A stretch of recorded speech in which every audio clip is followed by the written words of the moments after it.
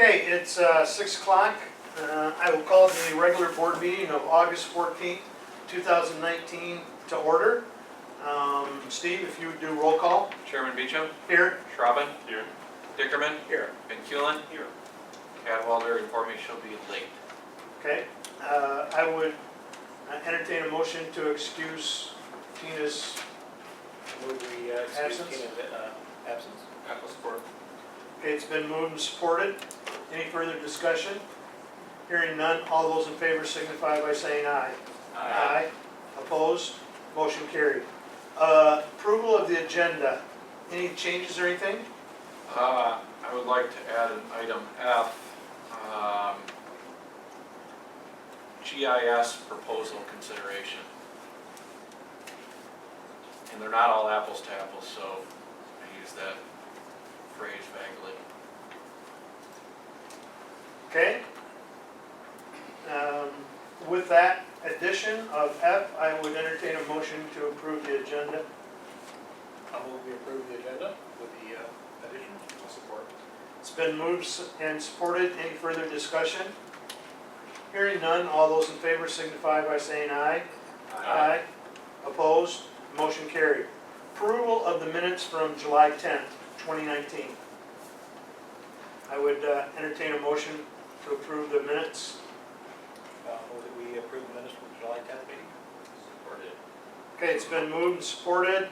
Any further discussion? Hearing none, all those in favor signify by saying aye. Aye.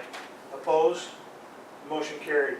Public comment. We do have one public. It's Dan Crawford. Dan's here to get some information to see what's going on. We are going to be losing Dave Van Kulen from the board. He has moved out of the city limits, and so Not till tomorrow. not till tomorrow. He's still legal today. It's today, but so Dan's wanted to has some interest and wanted to see what's going on, and thank you for coming. Thanks for having me. Awesome. Welcome. Did you have any comments? I have none. Okay, we'll move on to action items. The first action item will be an RP3 Resolution of Appreciation. Mr. Russo, if you would come up here, please.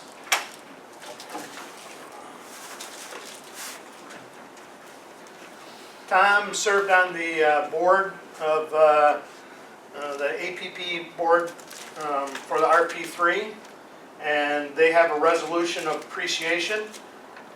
Tom Russo, whereas Tom Russo has served as the small system representative on the Reliable Public Power Provider RP3 Programs Review Panel from 2013 through 2019 for 6 years.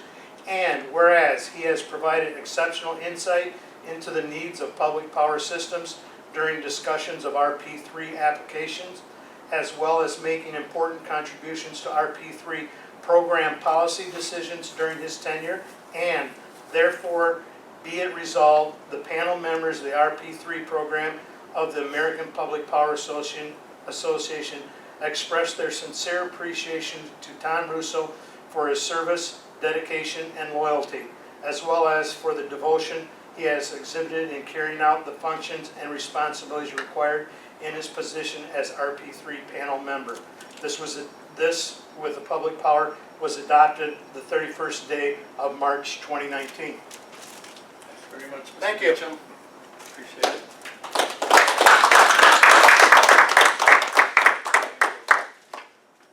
I think it's also fitting that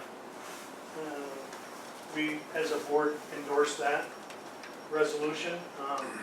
I would like to have a motion. I would move that we Double down. double down, yeah. We appreciate everything you've done, and I guess that's the motion. I strongly second that. Okay, it's been moved to also, as the board recognizes Tom with this resolution. All in favor signify by saying aye. Aye. Opposed? Thank you very much. Yep, thanks, Tom. It's meant a lot to Lowell Light and Power, to the city of Lowell, to be represented on the national scene. And again, I know that when we've gone to events, Tom is highly recognized and highly dedicated employee and dedicated to American Public Power. So, thanks, Tom. Thank you. Afterwards, we do want to get a picture of you, the board members, along with Steve. So, stick around, buddy. I'm not letting you leave. Okay, secondly, Pink Arrow Assistance Approval. Pink Arrow, and I'll read this, I think I handed each one of you. Dear Lowell Light and Power and board members, the Lowell Pink Arrow Pride Committee is requesting your assistance with installation and removal of the Pink Arrow Pride banners along Main Street. Each year, the community puts up banners that show their support for those that have been on a cancer journey. Pink Arrow Pride is a 100% volunteer effort, with all money raised helping those that live in the Lowell School District or are a graduate of Lowell area schools. Also, we need assistance of getting a 220 outlet in the parking lot of Impact Church for the Pink Arrow Community Day, if possible, and the assistance of setting up the electric panel at the stadium for the day of the event, September 13th. Thank you for your consideration. Thank you, Pink Arrow Pride. So we need to, did you want to say anything about that, Steve? Just a quick refresher, a couple years ago, we noticed in our benevolence policy that a non-for-profit, typically the Chamber, Pink Arrow, FROM, can apply to the Light and Power Board for some benevolence assistance. The not-to-exceed amount is $1,000 in the policy, or $5,000 as an aggregate. So per the benevolence policy, the not-for-profit organization has to apply to the Light and Power Board either by showing up at a meeting or presenting a letter. So this is just to conform with our benevolence policy, and would be my recommendation to support the Pink Arrow project once again.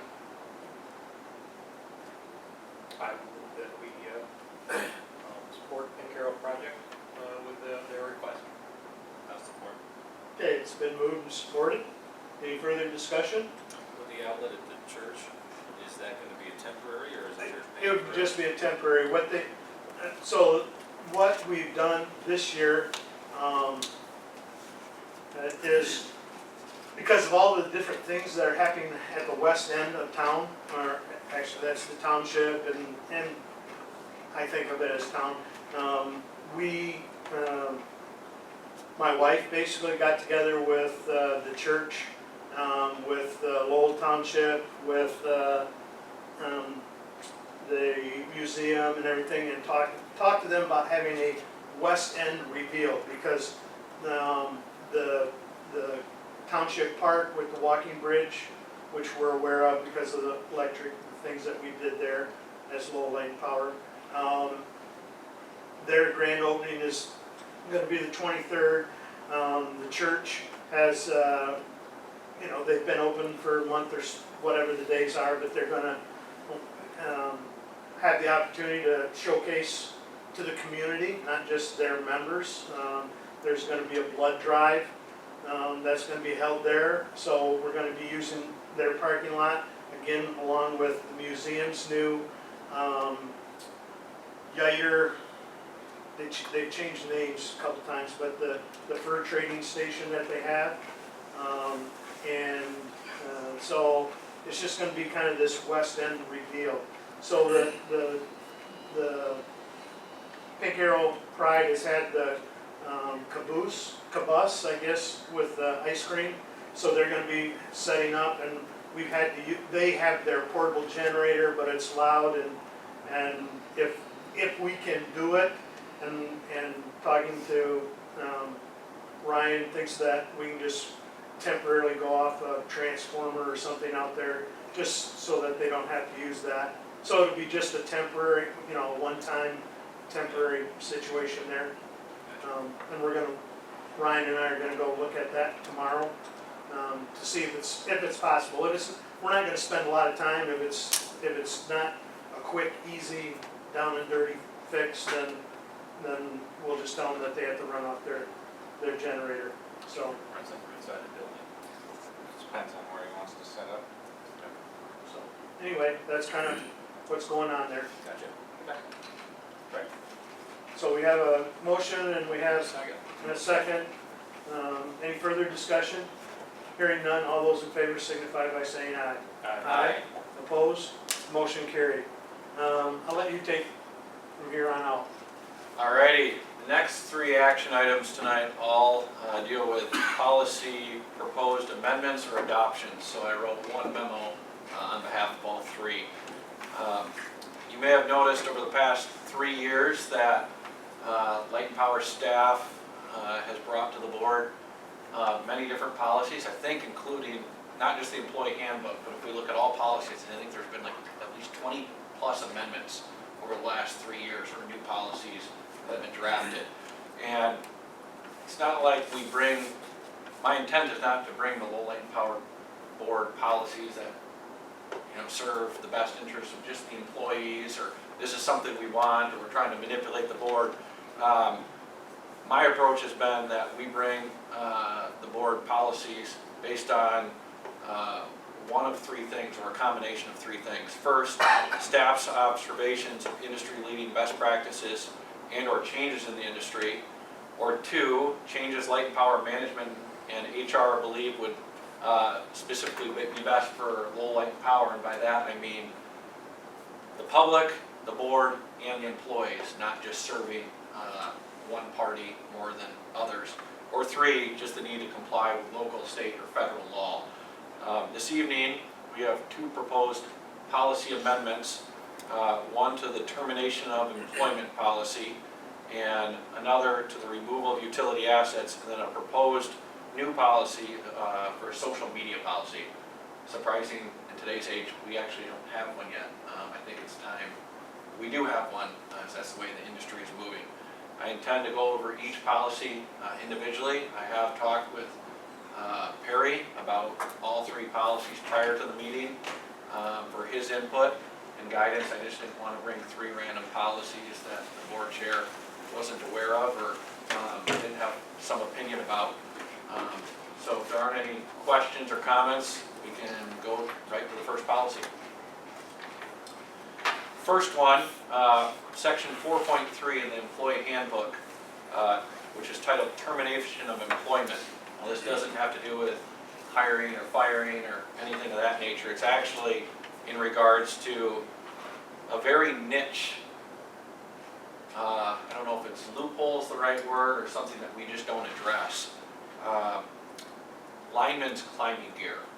Now, lineman's climbing gear is specific to the lineman.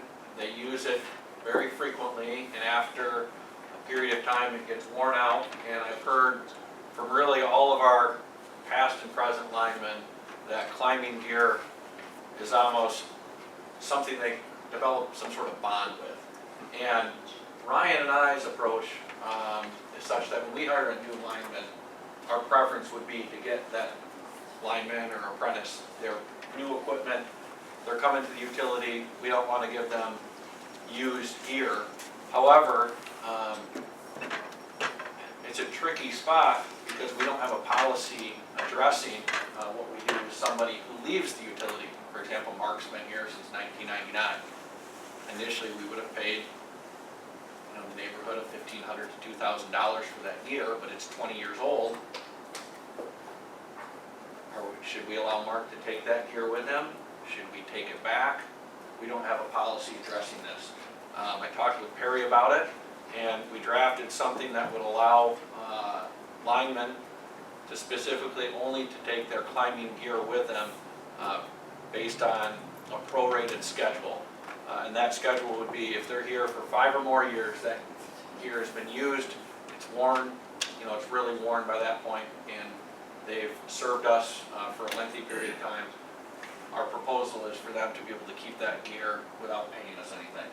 Now, if they're here 1 year and they leave, the gear is, fairly good to new condition. We feel comfortable retaining that, utilizing that potentially for a new employee or keeping it as a backup if something were ever to break. But they would have the option to purchase it, and they would have to pay 80% of the original cost. for that gear, so they'd have to have some skin in the game. If they were here 2 years and wanted to leave and take the equipment with them, they would have to pay 60% of the original cost. 3 years, 40%, 4 years, 20%. Really, this policy is just drafted to address the awkwardness or lack of a policy for a lineman who's been here for a lengthy period of time, and it's kind of become theirs. They're the only people who have typically ever used that, and we'd allow them to keep it because the idea would be for us to buy the new lineman that takes their place new gear, but we don't want to dispose of or just give away low light and power assets that have value without some sort of board policy or approval. We don't want somebody coming back and saying, well, who gave low light and power management the authority to give away low light and power goods, if you will. So that's the intent of the policy. Open it up to any questions or comments. Does this align with what's kind of been going on already when you guys leave, or is it not happening? I would, when John Francis left, I did make the decision where he could keep his climbing gear. It was fairly new, but we didn't charge him anything for it. I'm not sure what's been done with some apprentices that have left, if we did or didn't keep the gear, but in terms of like journeyman linemen, we haven't had many leave since I've been here. I don't know, Ryan or Ron, if you want to speak to what we've historically done. That's what we're discussing right now. We're trying to decide. I can't remember if the last two apprentices that left actually took theirs with them, or if we kept it here. There was Put some them in Tom gear. and Adam. There was some gear in the closet in there that had their name on it. Tom and Adam. Yes. Yeah. So the apprentices didn't take them, and then Michael, the apprentice after that, did not take his either. So, Art, I was just gonna ask, is there a policy for replacement as gear gets worn, things like that? There isn't. Our philosophy is if something's bad and It's isn't safe, unserviceable, yeah, we definitely need to get it. just like a truck, Yeah. transformer, or anything that's failing, Sure. they be replaced. Okay. Part of this is tying, I believe, is tying in with some of the amendments that we're gonna do a little bit later was, had to do with, employees using their own equipment, tools, different things. So again, we just came up with this, and we thought it was, at least I did, I thought it was fair for both low light and power and for the employee. So, I felt that it was a good balance. So if they didn't, if they left in a year or whatever and they didn't, it's kind of their option. They can say, here's the equipment, or I'm 20% of or here's 80% and taking that with them. And again, it has, talking to Ryan and everything, it does, that piece of equipment does become very personal as compared to a wrench, so it's kind of, personal, and it's their lifeline a lot of times when they're out on the job, so. It's kind of like your favorite belt. Have you talked to the guys about this? Yeah. And what's their? Oh, I think it's great. Okay. Yeah, the adjustment Pretty is good. reasonable policy? Yeah, that's what I was gonna ask you. Yeah, they think it's fair for sure. I mean, it kind of similar with schooling. I think we're gonna develop something with that too. If they were to leave too early after we put a lot of money into their schooling, they would have to reimburse us for that as well. Kind of similar. Gotcha. How much does this gear cost again to purchase these days? I want to say at least a couple $1,000s, so it's not like, if it was $50, that's de minimis, but when you're all of a sudden saying to an employee, here's $2,000 worth of stuff, I mean, there could be some questions that could be raised if we don't have a board policy addressing it. Is this the only thing that could fall under this umbrella? Should there be talking about other things and have that kind of policy, or is this the only thing that fills this niche? Everything else is low light and powers. All other tools, everything else. Yeah, we felt this was like the only personal good. This was kind of a niche type of policy. There wasn't anything else we needed to really umbrella. Like a bunch of polos. They're like boots and shirts are all just cheap enough, it doesn't really matter. Right. Okay. and those all get replaced every year Yeah, as per our policies and contract, and the idea is you're replacing them every year, because the old That's one ones wearing out would be. wore out, really have no value, so they're fully depreciated, and that's not even an issue. Other utilities do the same thing. I'm not sure. I'm not sure what other utilities do about giving things away or not. As Perry mentioned, our next policy talks about using personal goods for Lowell Light and Power and vice versa.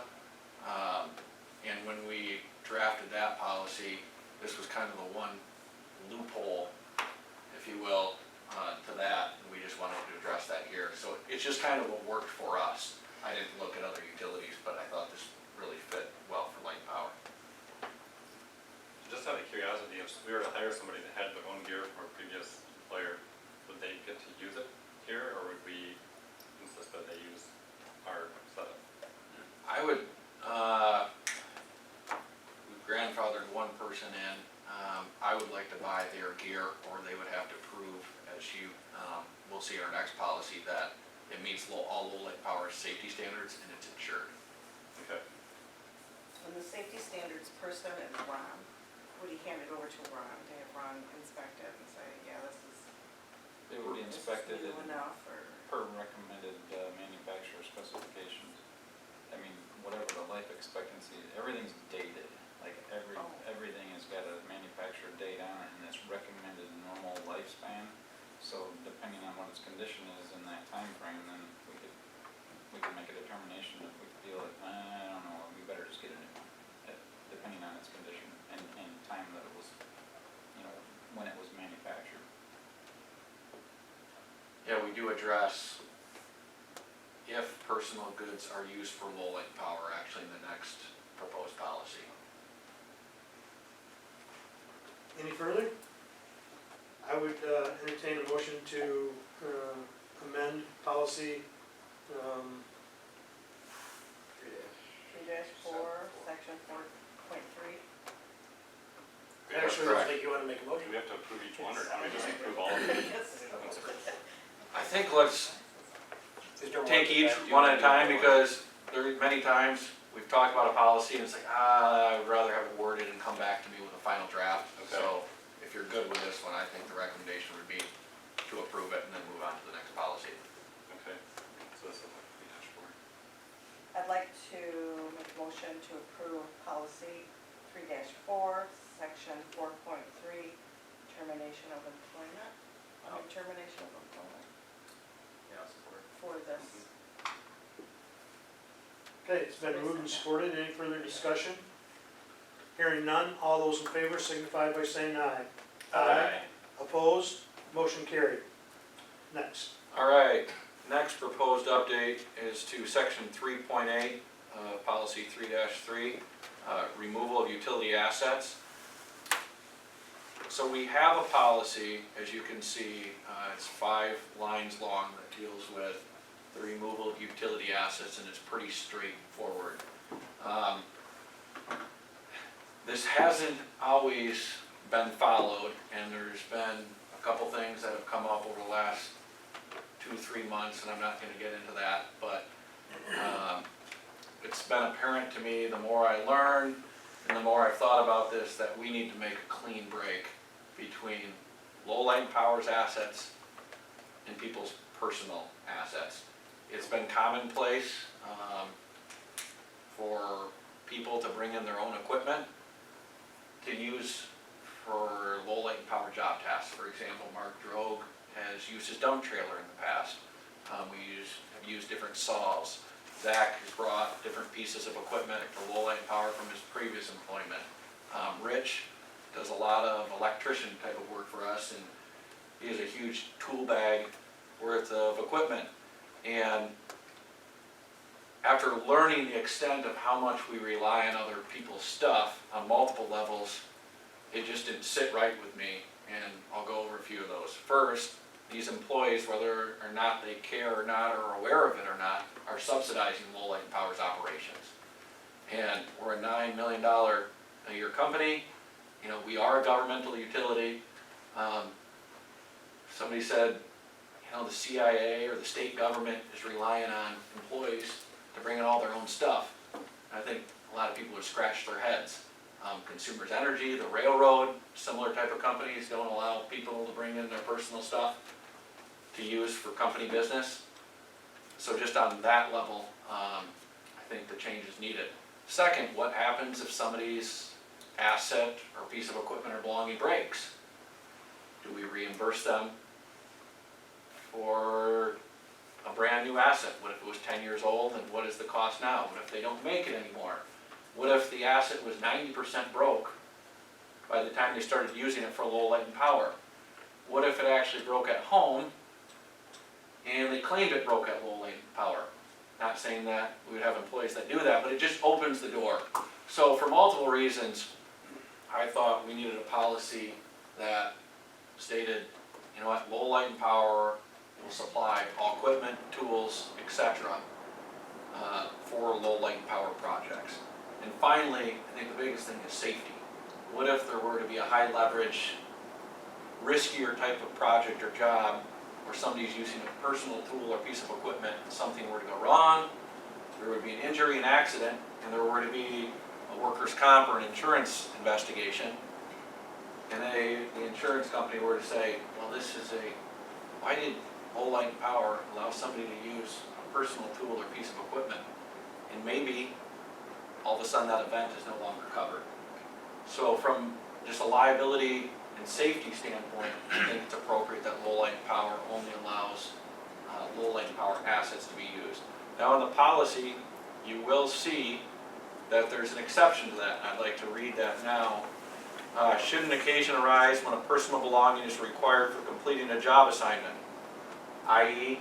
traveling to classes, people have personal vehicles once in a while they drive, or any job-related activity in which a low light power belonging is unavailable or does not exist, with the written permission of the employee, low light power may choose to utilize the employee's personal belongings upon determination of proper and adequate insurance coverages and compliance with all low light power safety standards. Low light and power will not be responsible for any damage that may occur to the employee's belongings while being used during a job assignment. The employee will be required to sign a waiver form prior to using any personal belonging acknowledging this condition. When an employee's belonging is used for a job assignment, the employee will be reimbursed at the proper IRS or state of Michigan rate in accordance with applicable rule. So just like we currently pay for someone's mileage, if Casey drives to a conference, he has his own insurance on the vehicle for an existing policy already. We don't pay for any damage to the car. It's all on him, but it's a two-way street because he's getting the IRS approved 58 cents per mile to drive there. So it's an equitable, fair relationship. The policy here is intended, the employee's giving us permission, they have insurance, so they're covered if that piece of equipment's damaged. We've deemed that to be safe, and they're also compensated fairly for the use of that piece of equipment or tool or belonging. Does that make sense? On the contrary, we're no longer going to allow, we're proposing that people cannot use or borrow low light power tools or pieces of equipment. In the initial policy that we already have, it states that someone can request assistance and that either the supervisor or the general manager can give approval. I think for a clean break, I don't think that should happen, just for a liability and safety standpoint. We should not allow that. And the only exception that we have written here is in the first paragraph. No low light power asset, vehicle, tool, or piece of equipment may be removed from or used on low light power property for personal use, with the exception of utilizing low light power belongings on low light power property that pose no financial and/or safety risk and/or liability at the discretion of management. And this was designed to cover things like Rich Mutchler, his tire's low on air. He pulls in the garage, uses our air compressor to fill up his tires. The guys wash their truck. Well, if we didn't have this clause in the policy, technically they're breaking policy because they're using a low light power asset for personal use. Talked with Perry, we felt there needs to be a clean break, but there's always exceptions to the rule. We don't want to over-regulate to the point that this place isn't fun and we can't use some common sense. So when there's things that are so de minimis or material, or that Ryan or I or whoever the supervisor feels it's safe, it's not gonna cost Lowell Lake Power really anything for this to happen, it's a nice little benefit to the employee, by all means, let's still keep those types of things around. We didn't spell out examples or specifics here because we wanted to leave that up to the discretion of management. Is the same true the other way, that personal stuff can be used here if it's minor, like get your favorite pencil? I mean, 'cause I noticed it said it specifically one way, that you can use line power things for personal use if it's minor and whatever, but we don't have it going the other way. We don't. I would prefer for it not to go the other way, to be honest. But I mean, there's some things like pencils or hats or things that are, But like Lowell Lake Power, we can supply those at Lowell Lake Power's cost. Like, Yeah. we'll gladly buy a pencil or a pen. right, But we're red stapler. yeah. Yeah, no. I prefer for Lowell Lake Power, I mean, just to buy all that piece. I mean, we have the funds, we have the budget, we'll just buy that, make it a clean break. Makes it way more simple. We did go back and forth Yeah. about this, and we just thought, let's buy out anybody's personal things, or just buy what we need, and then somebody won't be subsidizing our operation unless it's something bigger that we don't have, and they have to prove they have insurance, sign a waiver form, etc. Jeff, do you have similar approaches at your company too, to your employees, or is it not the same atmosphere? Yeah, people borrow stuff all the time. I'm always looking around for my tools, somebody's getting some. The one thing I'm wondering about is like, we talked when you were out trimming the lines, you were using your quad, for instance. That's why this is rolled up that way. Okay, so you would be then leasing the quad to the company for that period of time? Yep. Something like that, okay. That was my one concern. And this goes, I mean, I've talked about, or concerned, this goes back a long ways, because I always felt, and specifically it was Mark Drew bringing in his dump It wasn't trailer. fair to him. And it wasn't, you know, Oh, he's happy to I do felt he was happy to do it, he's a great employee, but at the same time, I always felt like he should be being compensated, because if he wasn't providing that, we would have to go out and rent something or purchase something or anything, and again, I always felt, so this kind of follows in those other areas that, you know, it should go both ways. And, you know, if there's, just like if we're using something that we should be, whoever it is, whether it's a rental company or whether it's an employee that has this piece of equipment or whatever, that they should be being compensated. Well, I'm not a proponent of keeping things, disorganized or like the way they were. Does any of this additional policy risk losing culture or efficiency? Or does it complicate things to where we can't hop on someone's quad, get the job done before we go through 3 steps first and then get, and then by that point, that's what we're on. You know what I'm kind of saying? Yeah, everything's handled really well with this. By the time we need to use the four-wheeler again, or something to drive along that right away to go trim some danger trees down or whatever we're gonna do, this will be in place hopefully, and then it'll be just fine. I mean, as far as the personal tools that everybody had around, we've already replaced all of them, and they've made that change, and everybody's fine with that. So that's all done already. So we're not ripping out. My first thought was, okay, we're gonna remove some sense of ownership, the guys who use the fair ranks or everything. They're like, they got their hands on the job with their stuff, are really owning it. They do. It's already happened. I mean, Rich's tool bag is a pretty awesome tool bag, and you break them in, and it is a pretty, you're used to that stuff, but we replaced everything with Lowell Light and Power equipment, with the like-for-like items, and now it's all that stuff is Lowell Light and Power's, and his bag is just gonna stay home, and that's the way it is. And I think the other part of that, I believe, that having that policy is, now that it owns it, there's this bag.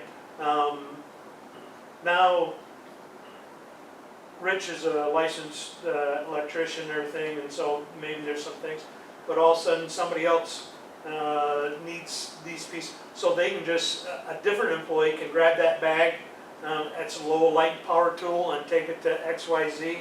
They're not taking somebody else's tools out to a job site and losing a tool and everything, you know, so again, it's the proper way to go, in my opinion. Yep. So, It's felt good, Oh, yeah. guys, they're cool. I do think there's, you know, why is Steve, because regardless if this policy is passed or not, I think Ryan and I do have the right to buy whatever equipment or tools we deem necessary. It's just if management or leadership changes, they could go back to whatever they want. I just think this is the most appropriate methodology for the long term, no matter who's in my position or Ryan's position, and I think it eliminates all subsidy. I think right now, there's either they're subsidizing us or we're subsidizing them, and just, I know Jeff has his own business, but Jeff's business isn't a governmental entity, it's a not-for-profit that's representing the public and ratepayers. We shouldn't, just on principle, shouldn't be subsidizing employees and they shouldn't have to subsidize us. So I do think ultimately the guys will be fine with it. Obviously it's been like this, I think probably for all of time, Tom. But that just doesn't mean it's right, and I just think there's a better way to do it. And once we have this in place, from here on out, I think people are like, yeah, that's the way it should be for a governmental entity. You know, if somebody shows up, they should just supply the tools for the job instead of relying on or hoping somebody brings it with them. As long as it genuinely helps, it doesn't make it bureaucratic. Most But if power we didn't, there is some sort of exposure or safety on the back end. Even if it is somewhat bureaucratic. The insurance, I did have a call with the property liability insurance agency. I said, look, here's a hypothetical scenario. Somebody uses a tool and there's an accident. They may not cover it. So even if it's, knowing that, I can't risk that exposure if a 1 in 1,000 or 1 in 10,000 event were to happen. I mean, the public would look at the board would look at me, and you're letting somebody use their personal piece of equipment that's maybe modified or maybe not up to light and power safety standards, and now we have this issue that's gonna cost us attorney fees or lack of insurance. So does that make sense? It does. And I like knowing that, hey, tires blow, put some air in the tires, or, you know, use whatever. That's good. That's what I'm saying. I just would hate to have that be sucked out of the environment, you know? We don't wanna do that. We don't, the things that don't pose a financial or safety risk or like exposure to light power, we wanna keep those types of things around. It kind of sounds to me like this formalizes what you've been kind of shifting toward anyways since you came on board. With Well, replacement of people's personal tools. This kind of started just a few months ago, because I've been used to I always had to have my own stuff with contractors, that's the way it goes, you have all your own stuff, so it's kind of a different thing to come to a power company, and I'm pretty sure most power companies provide everything that the employees need to do their job, any tool, so, this is. Anna worked at Consumers, and she told me, you can't just bring your own stuff to Consumers. And her husband worked for the railroad. So in these types of entities, you can't just bring your own stuff and start working on their equipment. Even where I work, you can't for anything critical, but to the example of office supplies, I still wonder if it's worth allowing some amount. Like, I know at my company, they provide office supplies, so, you know, if there's a certain type of pen or paper I need or something, I can request it. If they think it's worthwhile, they'll approve it. But if I want to go buy my own pen or pencil and use it, that's fine too. You know, it's like they're saying, we'll provide it for you. You don't have to spend money on it, but if you really want a certain flavor, then that isn't going to change how the work gets done, or it's fine. I just don't want people to be afraid about, you know, and I think something that's, simple, like if they're going to, I don't know what a good example is besides pencil, but and I think that is what Steve and I talked about, that is where the clause or whatever is directly up to the immediate supervisor or whatever, so, I think that handles that's kind of the catch-all that they said, you know, and Yeah, when it comes to pens and pencils, I doubt we're gonna should really throw a big fit about that. If somebody's got their favorite pencil, I'm not gonna tell them, nope, you can't have that here. It's not Lowell Powers, but most of the time, we get so many freebies handed out from all the vendors that come in and out of here that they're excited to get. Even myself, I think it's kind of cool getting them. Some of the pens are pretty darn awesome you get from those guys. So then it is a Lowell Power piece of equipment at that point, because it's a vendor coming for us. Yep. So, yeah, I think it's gonna be, I think we use common sense when it comes to those little bitty things like that, easy enough. Right, I just didn't know if there was any other, I mean, off the top of my head, I can't think of a better example of that, but just I noticed that there was nothing going the other way saying that if you want to use something personal that's minor or with supervisor approval is fine. That I can see where if it's something major, that yeah, you can go through this process of having written authorization for an ATV or something, but I did think about that, but then it's like, how do you determine what's minor? Because a screwdriver seems minor, but maybe it's used for something that's not. I mean, if you do it by $20 or less, inflation changes, could you find something that's important that's $20? Yes, so how do you? but we do the same thing the other way, right? So they can use light power belongings for personal use if it's minimal at the discretion of management. Yeah, I'm old light power property. Yeah, can't we do the same thing with personal equipment on light power property if it's minimal at the discretion of management can be used? I mean, I guess we could, but we could just buy it. I mean, if it's so minimal, I would just buy whatever they, I mean, I'm not, if somebody has a favorite pencil. I just don't wanna have somebody, I need a screwdriver and then, or, I think, you know, just like, I just don't want something minimal to, like, it was saying, just be getting in the way. It's like, all right, so I better go get this bought before I can go finish this job because I can fix it with my Leatherman, but I gotta go find a tool now. It doesn't sound like that's what we actually. No, Well- they're okay with what we've done, when it comes to even the smallest pocket razor knife that they like to have, that's what we've done, so, Yeah. and they're totally fine with it, so I don't think it's gonna be a problem. Okay. We've pretty much already have done this. We've gotten rid of everybody's personal tools that they've had here, and replaced them, and right down to the smallest little special screwdriver that Rich has in his bag, and it's fine, everybody, so it's good. I think Okay. this is a step or a huge step in the right direction.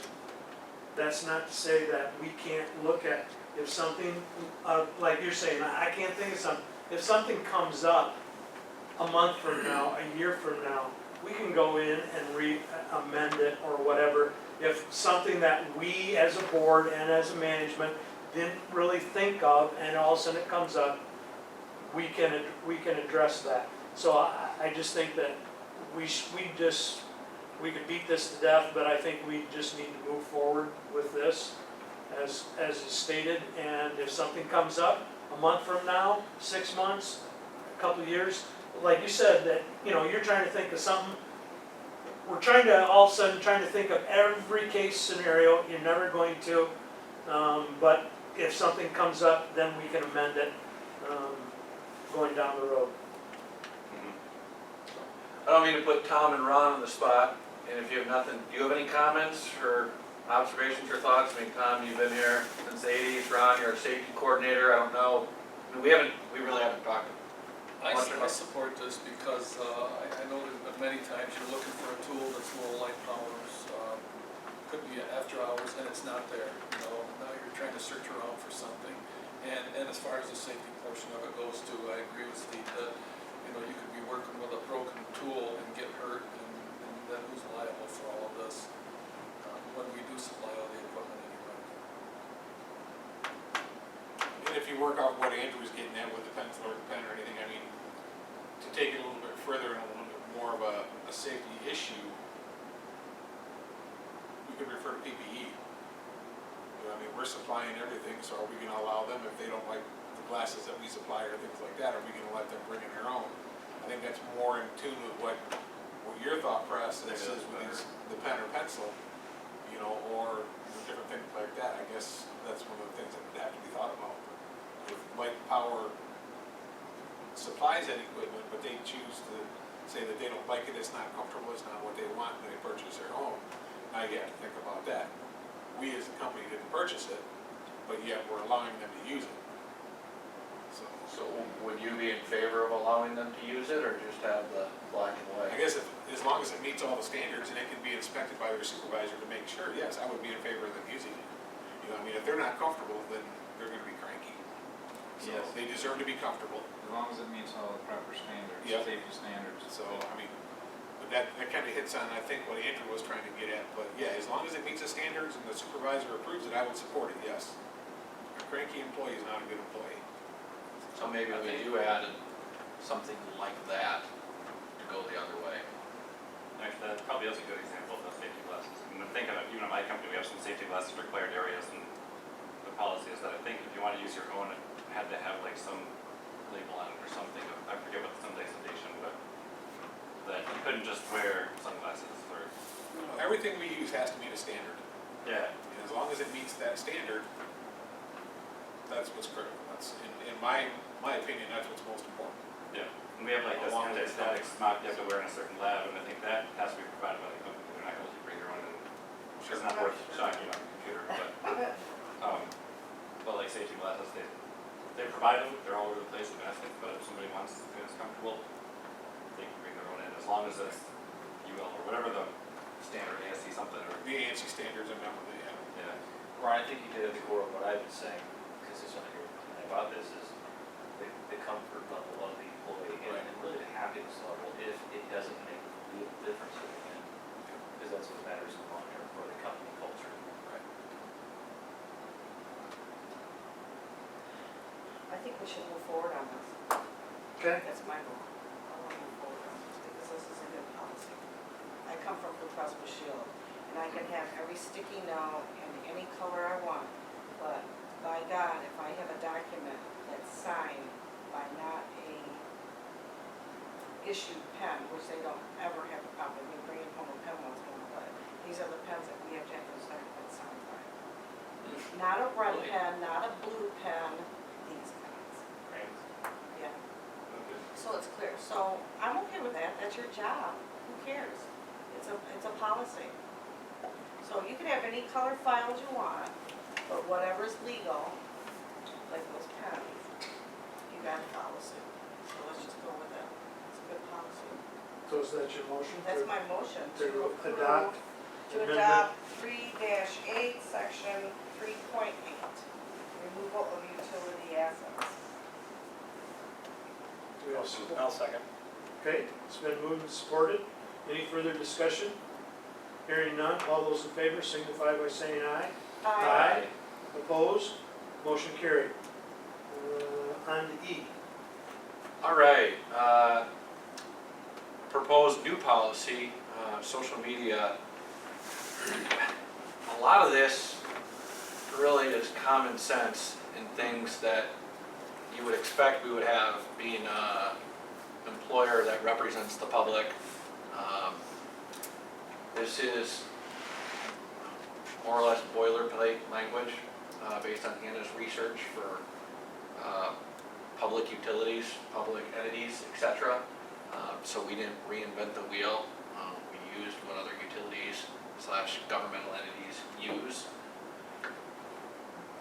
I guess, you had the packet ahead of time. If you have any questions about any of these 1 through 12, please let me know. No, I don't think we need to read through them in detail, but it's just really establishing guidelines for what people can and can't do, or what they should or shouldn't consider, or post or not post, or engage in or not engage in, relating to specifically Lowell Light and Power. Just so if they do something we don't like, there's a policy to say, hey, you shouldn't have done this.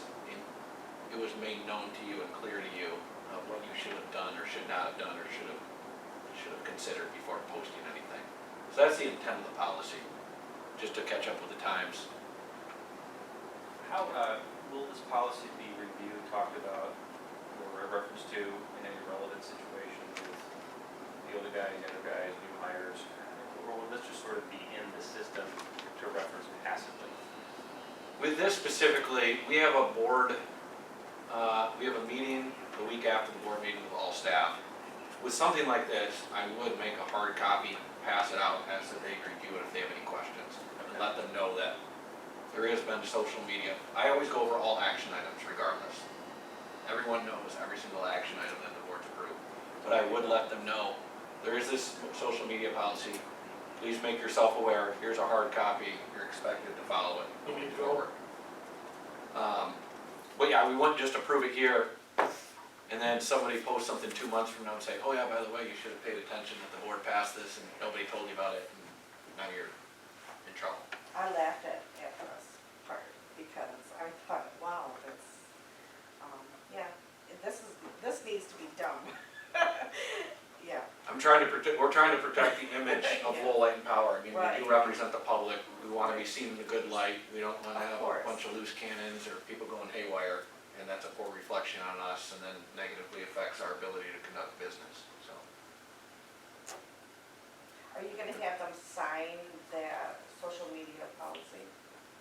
No, this would be inserted in our policy book, and they would be responsible to follow all policies. We don't make them sign for any particular policy. I'm not gonna single this one out. I've seen some companies though have you initial it, so that they're clear that you did bring out all the steps, just for fun, just to make sure.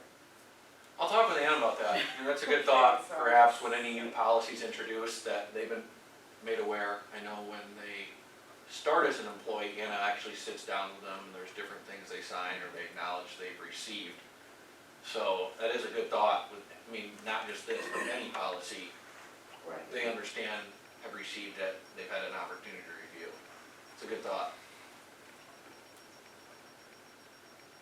Well, I'm pretty sure enforcement on this would probably be typical warning first. It's like, okay, so, you know, Saturday night, you must have been drinking because you said this on Facebook, and you shouldn't have.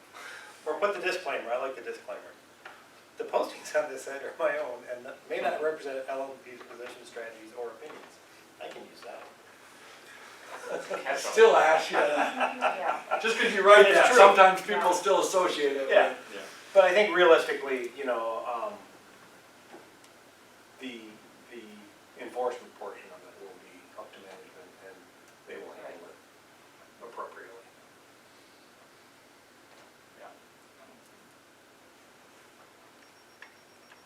Okay, Any other questions, comments? so we need to approve the adoption of the social media? yes, Yeah. need a motion? You're I'd up. like to motion to approve the adoption of social media policy, and I'd also like for you to talk to, is it Anna, Yes. about having them initial that. Do y'all think, that's worth it? I think the Well, initial. the initial's just something I'll discuss with her, I don't think that's part of it. Just discuss it with her, but a lot of, that's happening right now. There's a lot of disgruntled stuff that's hitting the social media. And I everybody think, knows it. I Not of this, but I of think we other need things. to just go with the social media. I think you're initially, I think that is appropriate for another guideline or whatever, that when we make these, that there's acknowledgement from employees that they've received that. I mean, I think that is a good, I think that's a good idea. And I wouldn't just, I would just, not just for social media, for all changes that we currently make. That there needs to be acknowledgement that they have that understanding or have been aware of this policy change, because I don't want them to go back to their 3-ring binder that they've got. Again, I don't know if your staff is, and as soon as that she asks for everybody's 3-ring binder and the new pages gets put in, or whatever the case may be. But I think what you're talking about is another issue that I think we should, as a board, discuss. I think we just need to approve the social media as presented.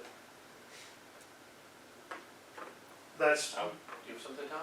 Just for a little added information, whenever we hold any kind of safety training or other training, we have a document that people sign, you know, that they've attended this training. If if we're gonna put this out to the employees, you put it out as training and everybody signs that they were in attendance, so that's the same thing as signing that they understood what they did. Just like when Ron told safety training, they'll have to sign that they were there and, were involved in the training. That same thing is signed when they do their initial hire orientation as well. That they've gone through all that and everything's done. I do know that Blue Cross Blue Shield, Spectrum, Butterworth Hospital, all the big hitters downtown Grand Rapids, every year these people sign this, Wow. every year. We have a big staff It's a of HIPAA lawyers. situation too, they got a lot of, but I'm just saying, what you have here is also HIPAA too. People's personal information, guess who got their lights shut off and stuff like that. So, I'm just throwing that out there. I just assumed this was going on, you guys. I didn't expect you guys to do it every year, but every year they, we go through that. It's called the training. With initials that you're talking about, if we're gonna initial one thing, well, we should initial all the other things that are just. It is a bunch of policies that everybody has to go through. Don't you go through that, Andrew?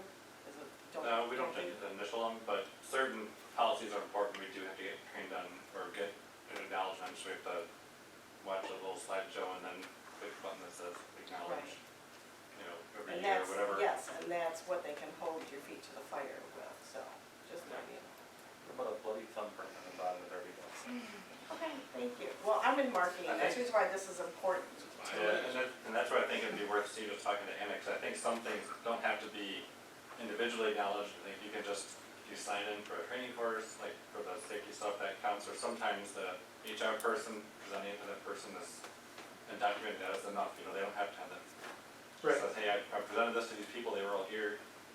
I don't know, that's the thing, that she would know, I think. And that's why I'm saying that this whole I think this is a good discussion to have at another time, what things that we need our employees to acknowledge and what we don't. So again, getting back to the social media, you've made the motion Yes, I have. with or without the initial, To move forward with it, with the social media policy, we need to go with it, as presented, as presented. okay? I'll support.